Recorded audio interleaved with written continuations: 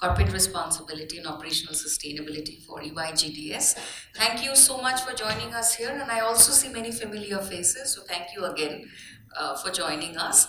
So, when we were thinking of this session, many of us are from the not-for-profit background too, and today when we look at how we see social and environmental impact, and the other vertical which is coming up, which is ESG, which is primarily where we look at reducing our carbon footprint.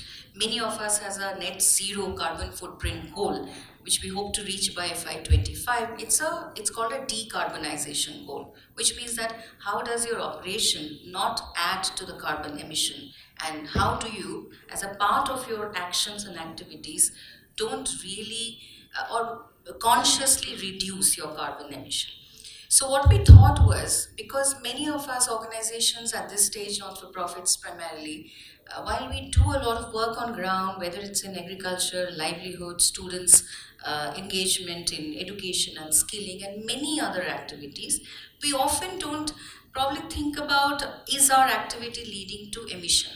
And given the critical nature of actions that needs to be taken for, addressing the climate change issues, we thought it is probably imperative that we start thinking about, is there a role that not-for-profits can play in also being conscious about, does our actions and our projects, whether it's in rural areas, fringe areas, or urban areas, really are in line with the global thinking and India's thinking around reducing carbon footprint. This being the first purpose, there is also an emerging purpose, and many of you might be facing that already. Funders and global funders and even Indian corporates are now conscious about even asking this question when you submit a proposal. Many of us do. That how does it address the carbon emission challenge? And is your activity and your large-scale program or small-scale program or multi-year program really impacting the environment in an adverse way? Carbon emission being a critical factor.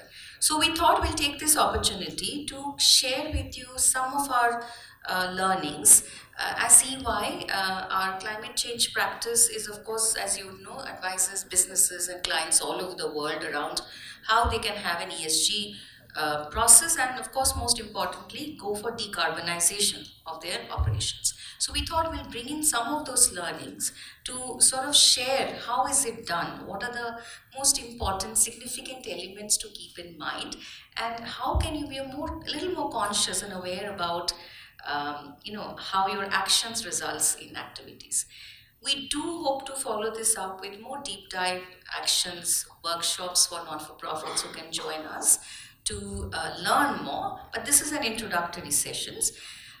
Before I go, very quickly, and I'm going to talk very fast so that I save time, that this is going to be a conversation. This is a small room, you're all in here. So feel free to raise your hand, pause us. We only have 45 minutes to ask questions to my colleagues Naveen and Rudra here. So please do that so that we can really understand your needs, your questions and your queries, and we can address that as we move forward.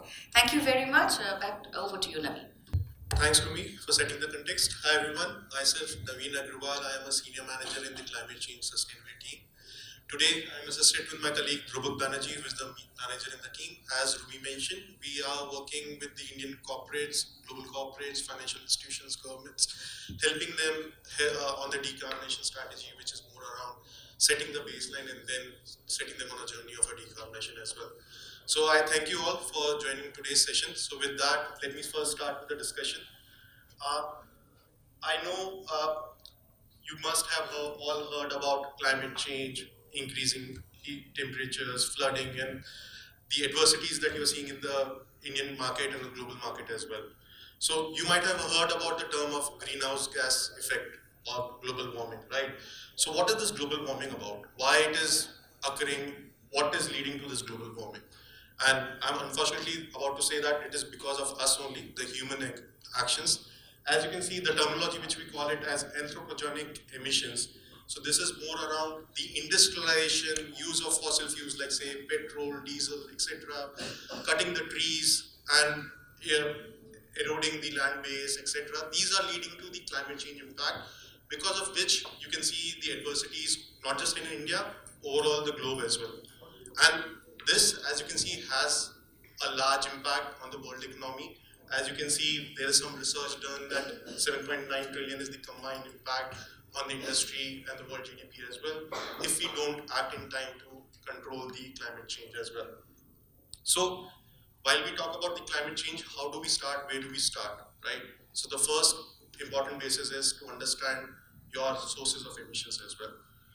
So here, if you see on this slide, and let me just use this mic.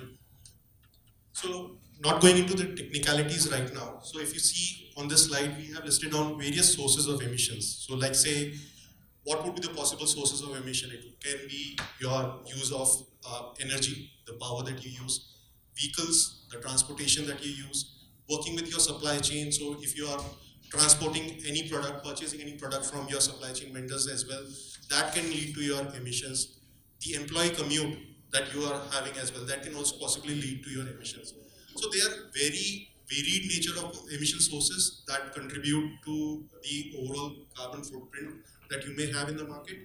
Now, as you can see, there are 7 GHG gases that are predominantly considered. You might have heard about it as well, which is like CO2, methane, nitrous, hydrofluorocarbon, and others as well, right? So, in order to streamline and help the organization to have a mechanism to set their carbon footprint, there is a standard called GHG protocol, which lays down the guideline how to calculate the GHG emissions or the carbon footprint of our organizations or their impact on the climate as well. So, as you can see, the terminologies used by the GHG protocol is classified into scope 1, scope 2, and scope 3. The difference between all of these scopes is just between what you directly control and what you do not control. Like, take an example. The vehicles that you own, right? The company which owns the vehicle, or say, if I talk about an educational institution who are having in-house cooking facilities, right?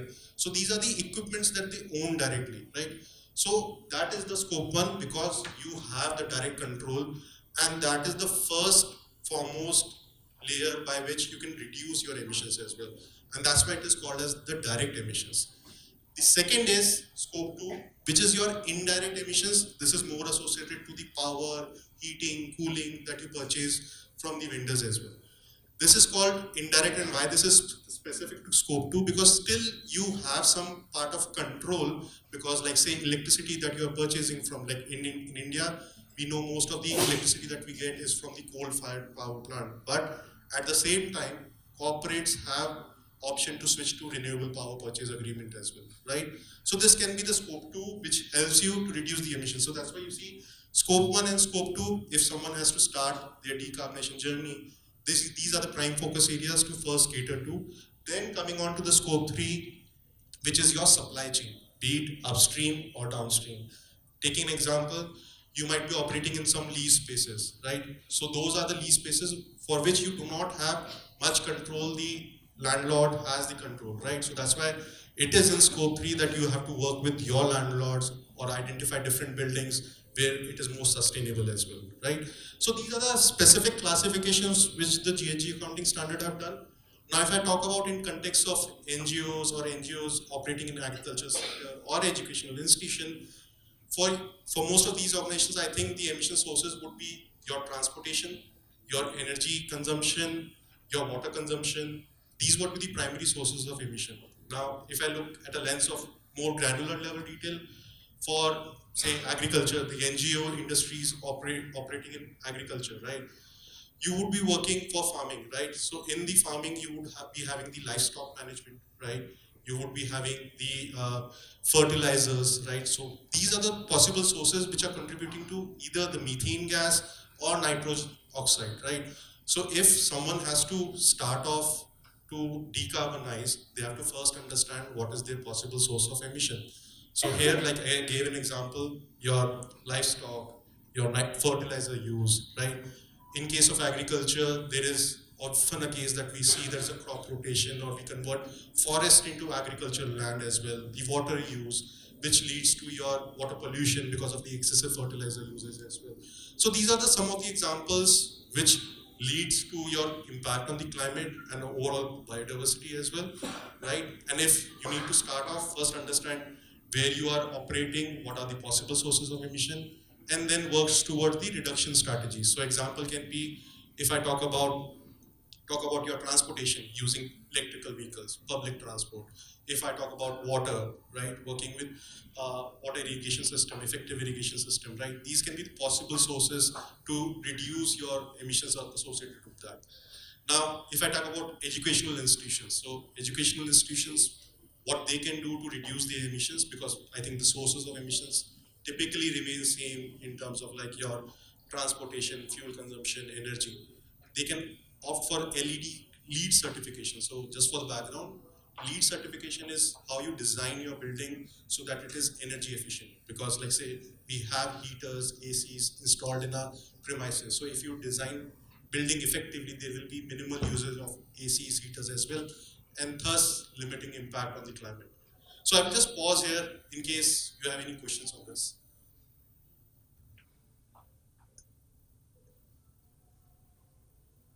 I assume none. Yeah.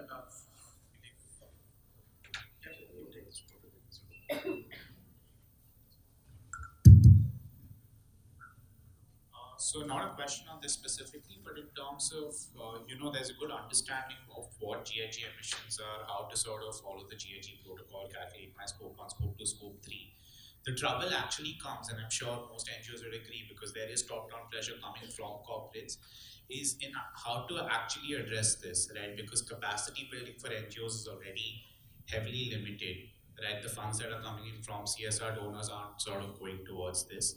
And something like, for example, scope 3, very difficult to tackle without, sufficient amount of time and investment.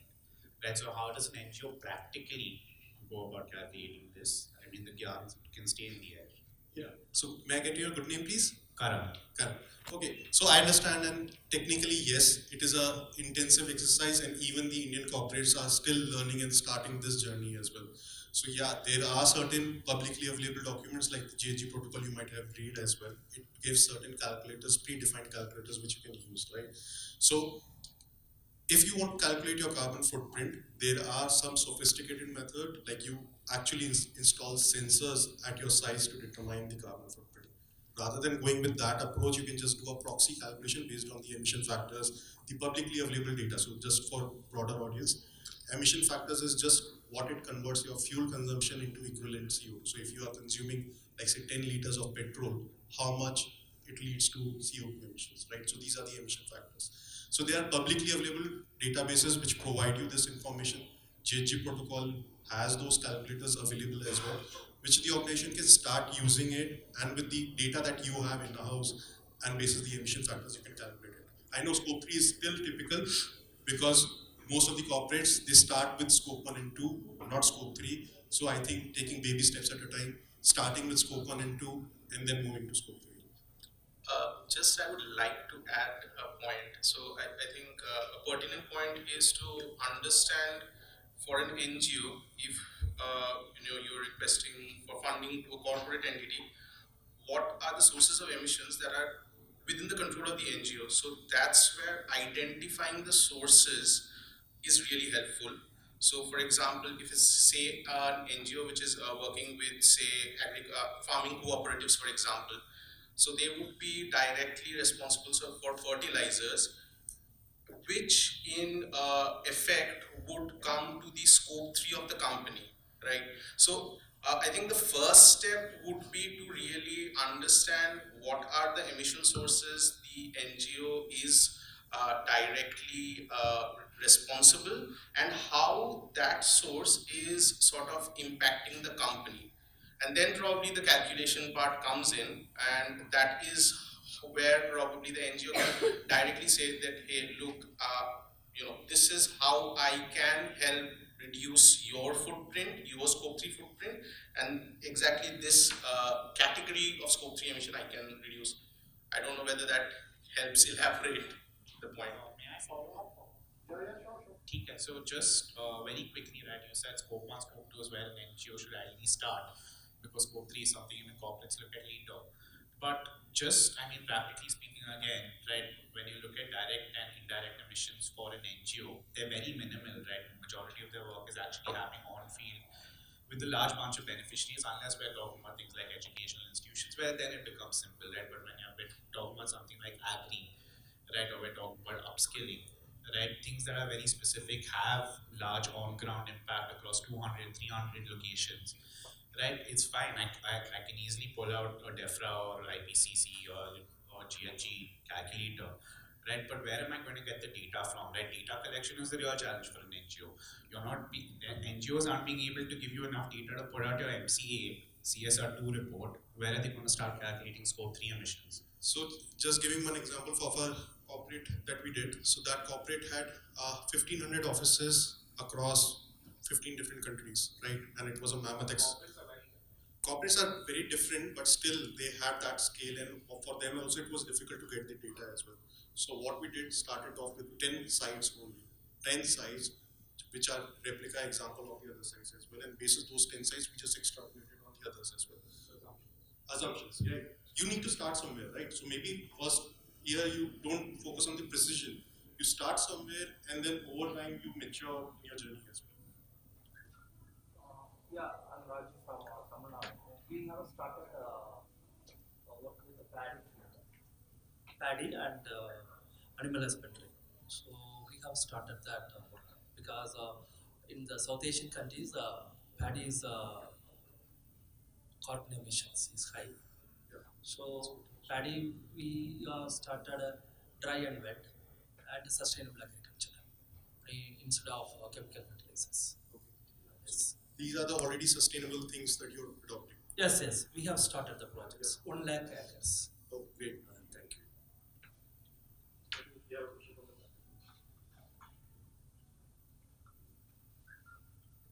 Hey everyone, good morning. I'm Supriya, I work at Amazon. So just one question on the employee emissions, vehicle emissions.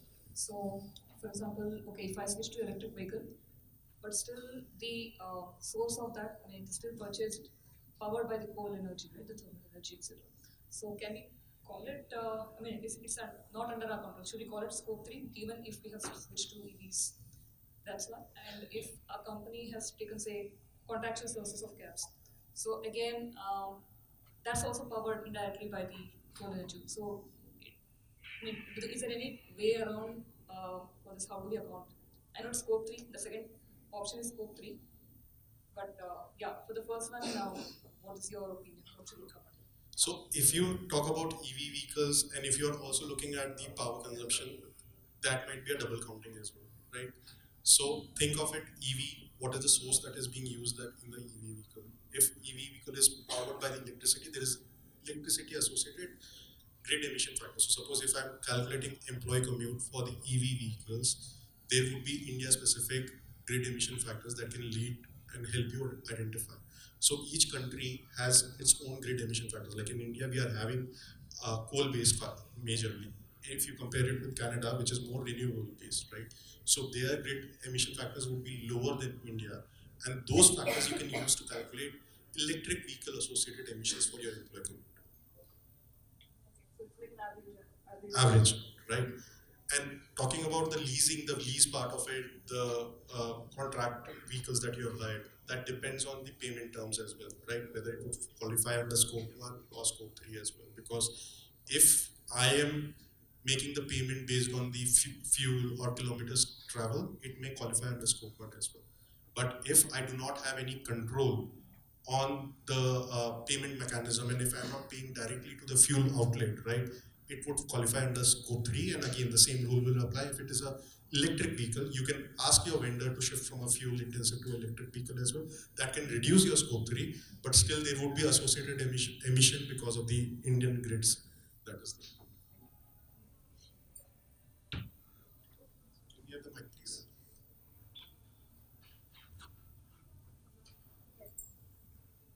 My name is Aditi. I'm from Conceptual University. We are a research department.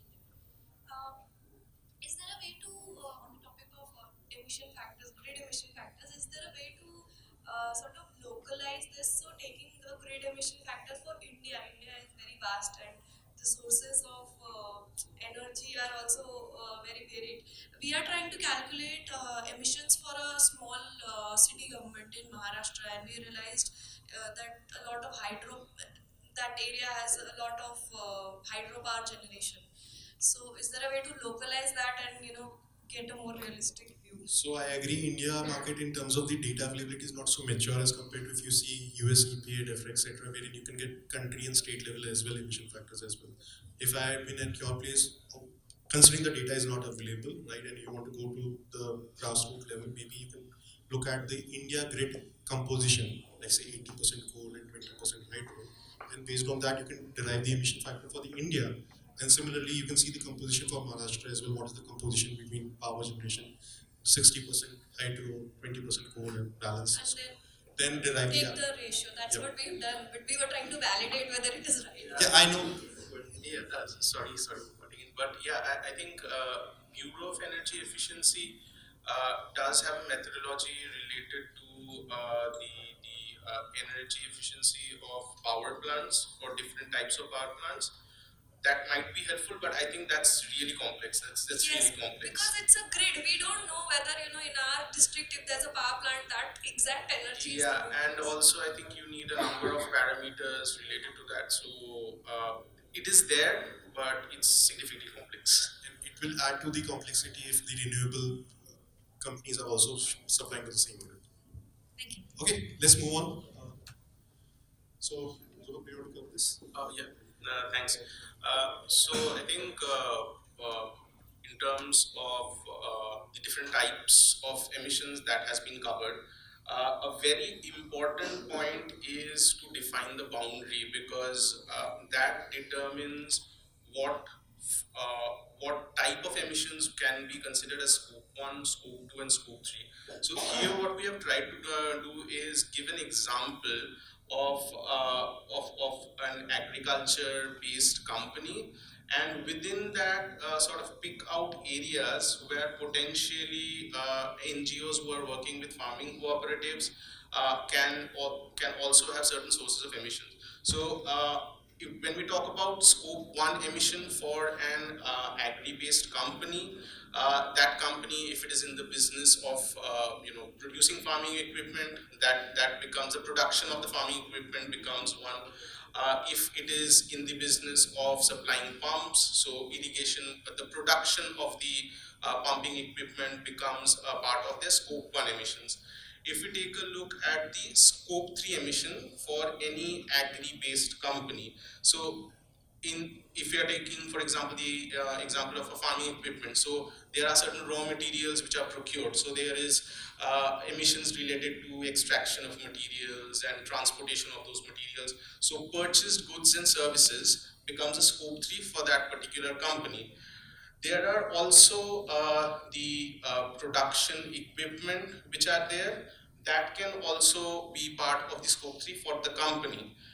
We can also have wastes related to the production that becomes a part of the scope 3 of the company.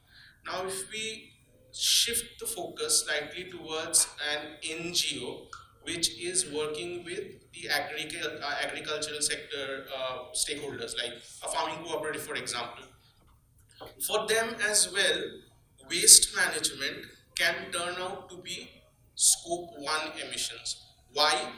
If the waste is generated from the farming feedstocks or a direct waste that is generated from farming, then that comes under the scope 1 of that particular NGO. So what we are trying to sort of demonstrate through this is the definition of the boundary defines what emissions should be a part of your scope 1, scope 2 and scope 3, and accordingly that will sort of determine what would be the steps that need to be taken to address those emissions. Typically, obviously, any organization, any entity would be better placed to decarbonize the elements which are under their direct control. So scope 1 and scope 2 obviously. And then they would move into scope 3. So that was in general the idea that we wanted to convey without going into too much nitty-gritties. I think I'll hand it over to Ravi. Thank you, Drupal. So, I think what Drupal already started to mention about how do you start with this carbon footprinting process, right? So there are four important steps. And while we are talking about identifying these sources of emission, the most important step is this one, boundary setting, which Dubak mentioned as well. So when you are working in NGOs, there would be multiple entities as well that you might have, may or may not have, right? It when you're working with different, like say suppliers, etc., what all entities you should consider in your emissions calculation. So that's what it becomes the boundary setting. So the very first part is the organizational boundary, wherein you decide the entities which you are owning. Owning as in which are part of you or part of our subsidiaries as well, because you are responsible for those emissions only. If you are working with any suppliers, any third party, they fall under the scope 3 part of it. But the most important part is the organizational boundary, the entities that you directly control, and that defines the scope 1, 2, 3, etc., etc. Then comes the operational boundary, which is like once you have defined the entities which you will be scoping out to determine the possible sources of emission, then is the operational boundary, like I talked about the contractor, the leased car example, right? You evaluate how much control you have. Suppose if you are in a leased building wherein you have all the powers to switch between renewable power versus a fossil fuel based power, right? So that may still qualify for scope 1 for you. If it had been like landlord has the capacity to change the power supplier, then it may fall scope 3. So same emission may fall under scope 1 or scope 3 based on the peculiarity of it, because if you have control or non control. That's the basic principle to define if it falls under scope 1 or scope 2. Like for certain example, in Indian industry, you might have seen certain organizations occupying buildings for which they pay a fixed flat charges. So irrespective of you operating or not operating, there is fixed electricity charges that you have to pay on a monthly basis, right? That qualifies for scope 3 because you do not have any control. You can't change these lighting from LED from normal to LED lighting, and those energy benefits will not pass on to you. So that qualifies for scope 3. Yeah. Can I have the mic here, please?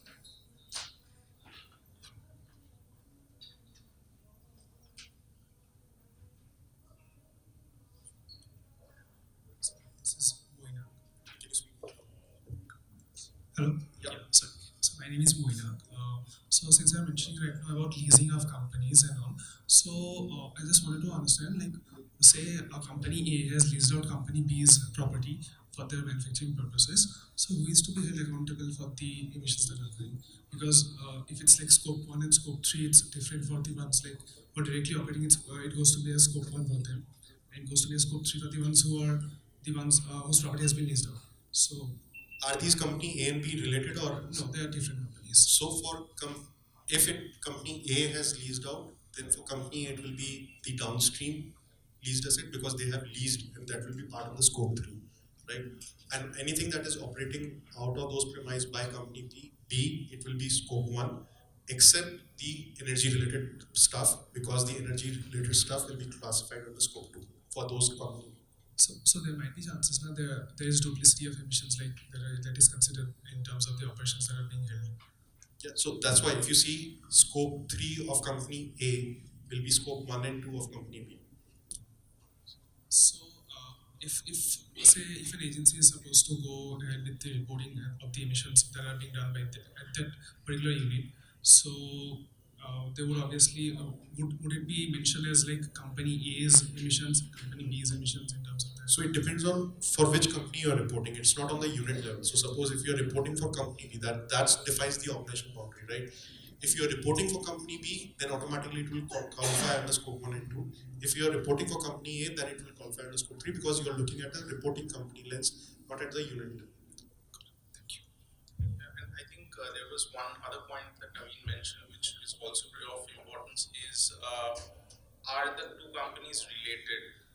What is the ownership? So if it's a B is say a subsidiary of A, then that also would impact, under which scope it would go. So that is also pretty And important. just taking it from there, the next approach is like how do you account?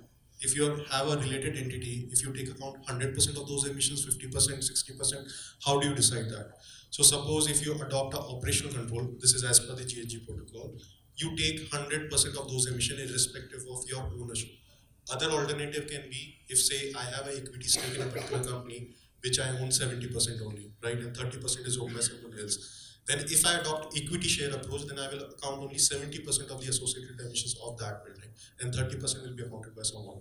So it depends on the choice that you are making, and that's why I said this step itself is very important because otherwise it can inflate or deflate your numbers as well.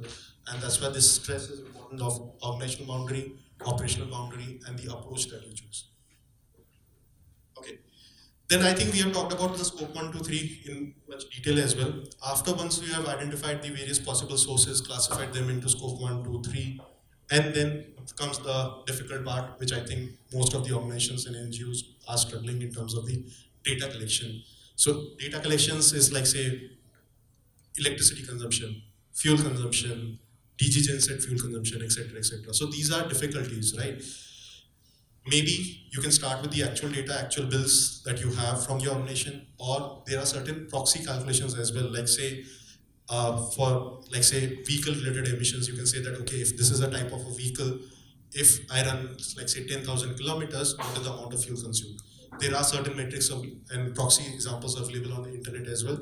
You can use that and to calculate the emissions as well. The first objective and the very first year of the GHG emissions or carbon footprinting, everyone knows it is the baseline. It is precision is not the important point, but it's start of the journey. And over the years, it tends to improve.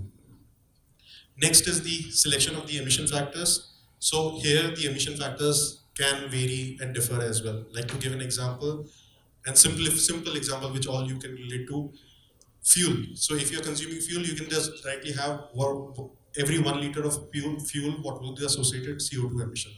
Now, if I go into further complexity, what you can say is, if I'm driving a car of say 2018 make, this is the BS6 engine, this is the type CC engine, what is the associated emission factors of it? So within that as well, you have further granularity in how granular you want to go.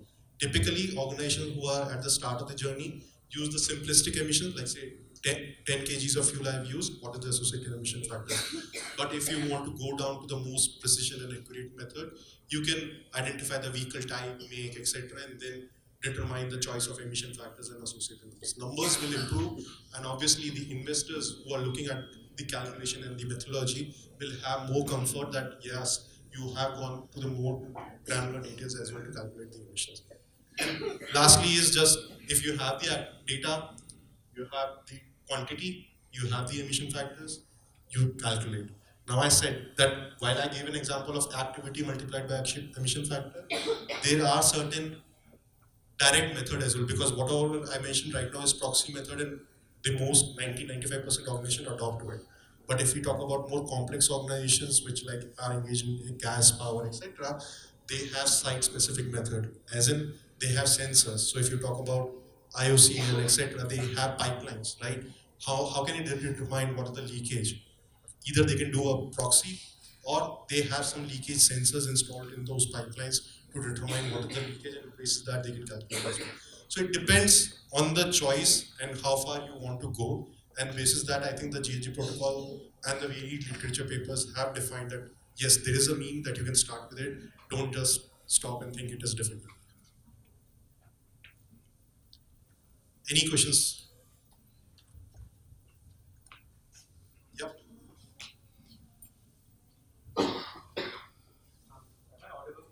Yep. Hi, I'm Rishabh. I'm founder of a startup working in the climate tech area. I believe the data collection part of it can be improved if technology plays a role over there. But what's the incentive for an NGO to improve the accuracy of data being collected and being reported as well? So Specific 3 years of this part over here. So see, when you say about the data, and there's a follow-up I want to ask you as well to better understand the question, because each organization's data part would be different, right? Say if I'm Reliance versus State Tata, their energy consumption will differ as well. So if you're collecting the data as well, there is a company-specific lens that need to be incorporated. So even if you collect the data of determining that, okay, for a office building operating at a 10,000 square feet, this is the average electricity consumption. Yes, you can use, this can be handy to organizations who want to start off with their journey as well. But eventually, they have to refine it and bring it to their level, because it's like not, it's the industry average, not their average, right? And what really happens if you do not comply with it? Because I'm new to this process. See, yeah, nobody. So there is no part of the compliance per se. It's like how you're accounting for it. Nobody says that if you're calculating by the average assumption, it is completely wrong. They say that okay, you are done, it's good. But over the time, like you can't use the same approach for starting from 1 year till the 10th year as well. You have to eventually improve and show progress of your GHG calculation process is improving. So maybe 2 years or 3 years down the line, the investors or stakeholders will ask that, what is it for you? What is the specificity? Still, 3 years down the line, you're still calculating based on the industry average. So do you see technology playing a role in automating these aspects for an NGO and providing better results to the Technology can play a role, like say, few of us mentioned, like data collection is difficult, right? You have to manually source data, manually collect those invoices from each of the offices. So technology can play a role like environmental management system, wherein each of the organizations, each of the units in different states, etc., have access to it. You can upload the invoices. NLP can be detected that okay, from those invoices you can detect the amount of fuel consumed, etc., so that it is in a tabular fashion which you can use to calculate. So that's, I think, a something value add which technology can help.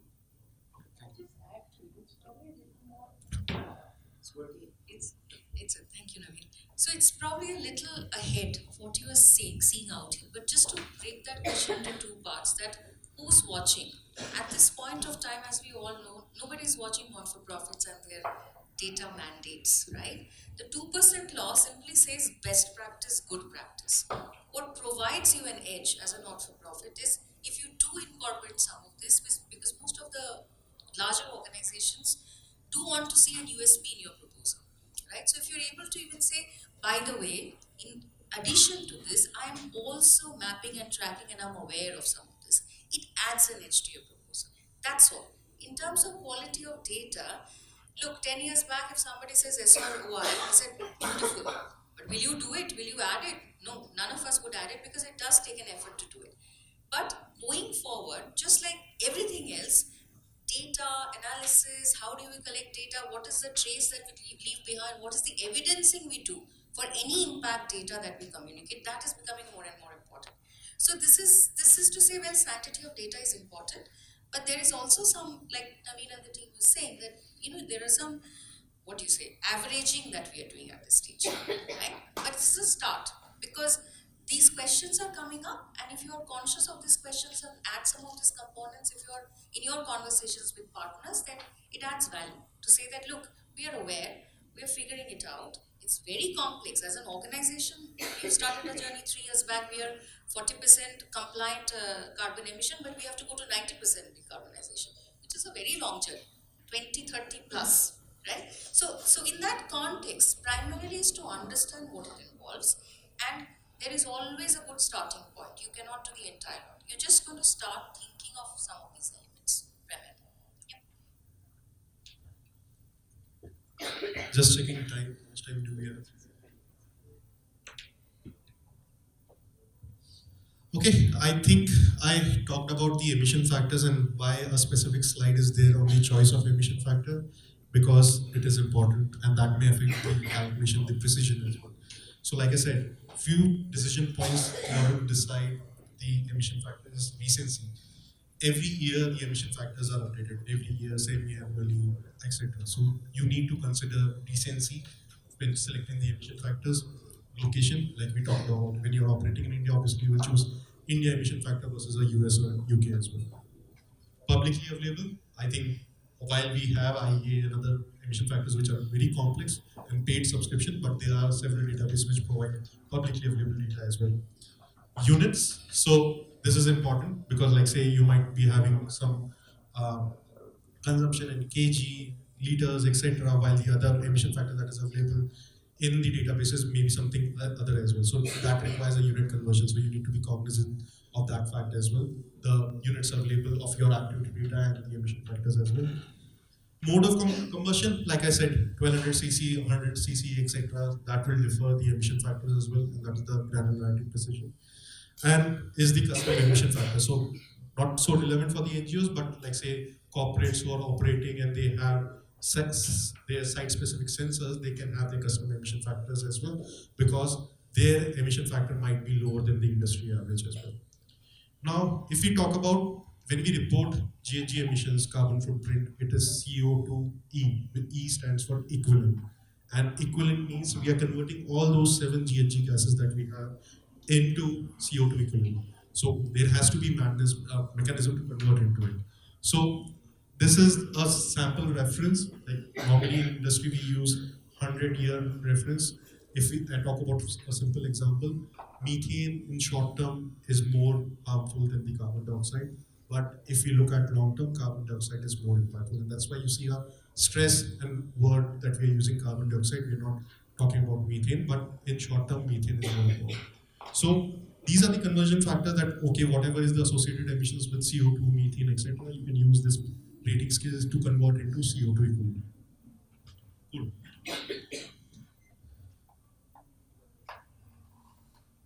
Okay, so now quickly taking one some example to better understand how do we calculate, assuming all the organizational operation boundary have been done previously by you. So just a run through of it, you see stationary combustion. Stationary combustion relates to anything that fuel that you combust, like say generators, etc. So you would have your log receipts, fuel receipts, etc.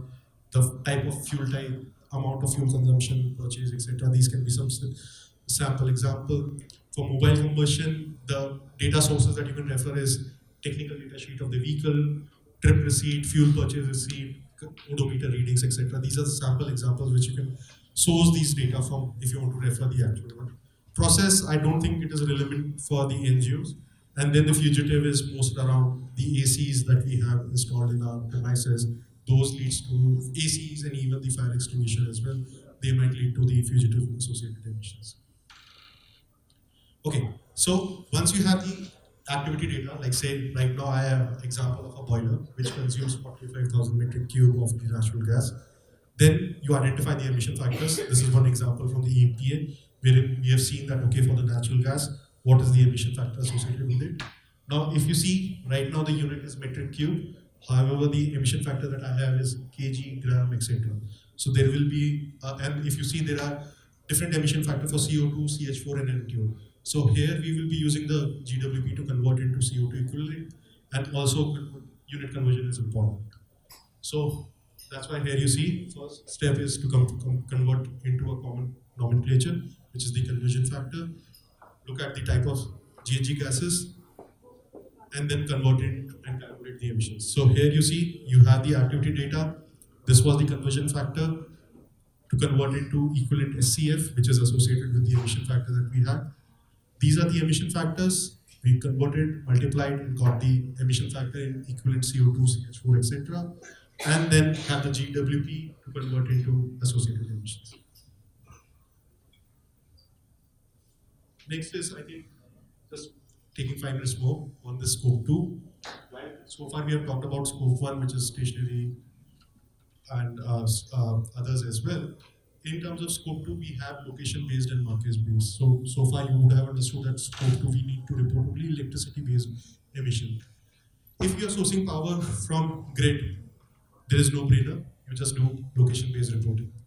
However, if you want to showcase to your investor audience as well that we are doing something to decarbonize our electricity, right? That is the market-based emission, which is like you have taken renewable purchase power agreement, separate sourcing agreement to source power, which is cheaper and greener versus the grid-based emission, right?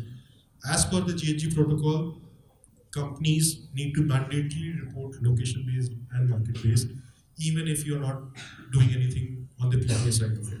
That will show the investor audience that you're not doing anything on the decarbonization and your location and market is the same. But at the same time, if you're doing anything, then while the location-based emissions will be based on the grid, when you do PPAs, you can tell to your investors that yes, I am decarbonizing and this is how much I have reduced my emission with respect to the grid as well. I will just quickly skip this, and then scope 3, I think, which is the most complex category. We have 15 categories, which is around the purchase goods and services, capital goods, fuel, upstream, waste, business travel, etc. If I talk about the key quick wins for an organization to start with, the scope 3 is like your business travel, employee commute, leased, etc. However, if I look at a different lens, the most complex one, it is the purchase goods and services, capital goods, and then followed by the use of sold products and end of life. These are the complex one, and normally, typically, whenever organization is starting with scope 3, they start with the quick wins, employee travel, business travel, etc. So I will just stop here and just see if there are any questions for 2 minutes. Yep, sir.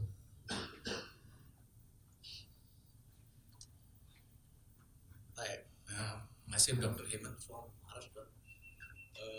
My question is, we are all discussing all these things theoretically basically.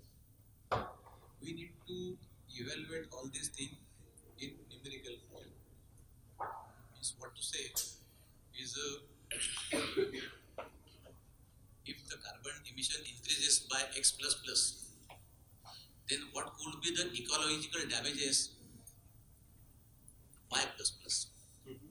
That is what is the proportionate damages we have to evaluate. All these things, I have attended so many seminars, workshops, etc. But we need to have quantumization factors, basically. Secondly, if the ecological damages increases to that factor, then what could be the mitigation measures to restore it to become a Y? Totally agree with you. So, This is the total. yeah, this is the starting journey of it, right? I know. But and there are we are helping Sir, organizations. I'm just saying that we are all getting this information through various chapters, through Google or whatever. So, just as an example, ecological damages is a vast thing. Ecology itself is a vast chapter in environment. But if you give certain example that if certain damages has done with CO2 emission, the damages occur with the ecology is what then? Yeah. Is very simple factor. I just quickly add. So we do have to. So the point is, so much of emission leads to so much of ecology, which means either green, either water, or the waste generated. Those factors still exist. It was a very complex table, if you remember, where we all thought it was very technical.